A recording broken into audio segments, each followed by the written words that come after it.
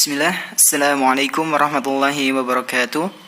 Alhamdulillah, wassalatu wassalamu ala rasulillah wa ala alihi wa ashabihi wa man tabi'ahum bi ihsanin ila yaumil qiyamah.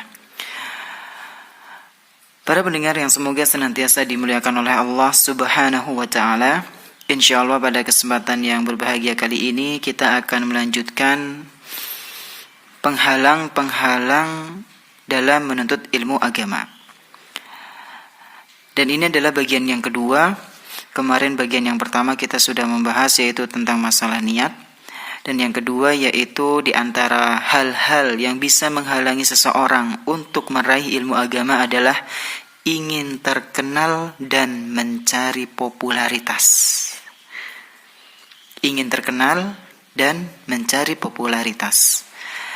Sebenarnya tema kali ini itu masuk dalam pembahasan niat. Ya. Akan tetapi karena sangat pentingnya permasalahan ini, maka insya Allah kami akan menguraikan secara tersendiri. Dan insya Allah cukup panjang. Nah, para pendengar yang semoga senantiasa dimuliakan oleh Allah Subhanahu wa ta'ala, ingin terkenal dan ingin tampil adalah penyakit kronis yang seringkali dimiliki oleh orang-orang yang baru menyelami dunia thalabul ilm.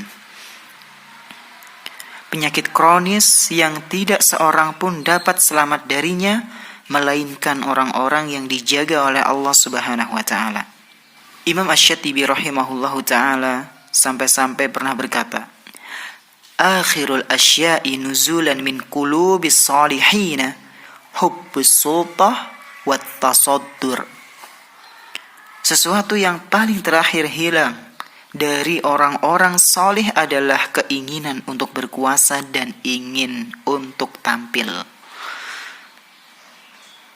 Apabila niat seorang penuntut ilmu ingin agar namanya terkenal ketika dia sedang belajar, ingin selalu disebut-sebut, ingin selalu dihormati dimanapun ia berada, ketika berjalan, ketika berkendara, ketika dia sedang diam,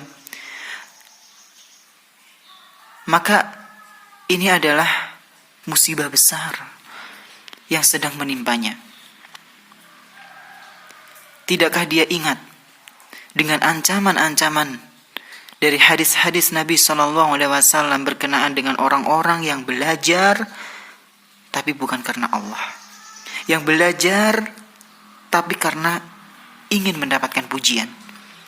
Cukuplah bagi kita satu hadis yang menyadarkan kita mungkin atau sebagian dari kita bahwa menuntut ilmu itu tidak sembarangan, tidak untuk popularitas, tidak untuk supaya ingin dikenal.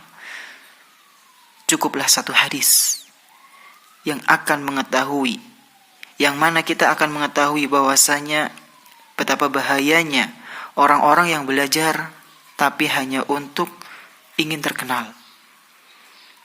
Bahwasanya Rasulullah SAW pernah bersabda, menyebutkan 3 golongan orang-orang yang dimasukkan ke dalam neraka, dan diantaranya adalah rajulun ta'allamal ilma wa 'allamahu wa qara'al Qur'an. Seorang hamba Allah Subhanahu wa taala yang mana dia belajar ilmu agama lalu mengajarkannya, dan dia juga membaca Al-Qur'an. Fa'utiya bihi fa'arrafahu ni'amahu fa'arrafaha. Maka dia pun didatangkan oleh Allah Subhanahu wa taala dan diperlihatkan kenikmatan-kenikmatan yang dulu pernah dia dapatkan dan dia mengakuinya. Qala, Allah Subhanahu wa taala berfirman kepadanya, "Fama 'amilta fiha?" Apa yang telah engkau lakukan dengan ilmu yang telah engkau dapatkan?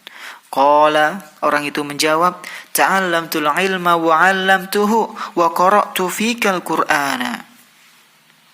Ya Allah, aku belajar ilmu agama dan aku mengajarkannya, kemudian aku membaca Al-Qur'an itu semata-mata karena Engkau ya Allah.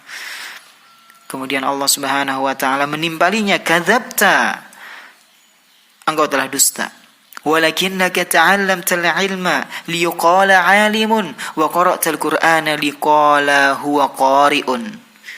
Akan tapi sesungguhnya engkau itu belajar ilmu agama agar dikatakan sebagai orang yang alim. Engkau membaca Al-Quran supaya engkau dikatakan sebagai qari, orang yang ahli dalam bacaan Al-Quran. Faqad qil, dan itu semua telah engkau dapatkan. Engkau telah mendapatkan pujian yang selama ini engkau cari. Summa umira bihi fasuhiba ala wajhihi hatta ulqiya finnar. Kemudian apa yang terjadi? Malaikat pun diperintahkan untuk menyeret orang tersebut dalam keadaan wajahnya di bawah. Lalu setelah itu dia dilemparkan ke dalam api neraka. Inilah salah satu dari 3 golongan yang akan menjadi bahan bakarnya api neraka. Hadis ini diriwayatkan oleh Imam Muslim. Maka berhati-hatilah teman-teman sekalian dari perasaan ingin tampil, perasaan ingin dipuji oleh orang lain ketika dalam menuntut ilmu agama. Mungkin pada kesempatan kali ini hanya ini yang bisa kami sampaikan. Kurang lebihnya mohon maaf. Subhanakallahumma wabihamdik, asyhadu an la ilaha illa anta, astaghfiruka wa atubu ilaik. Wassalamualaikum warahmatullahi wabarakatuh.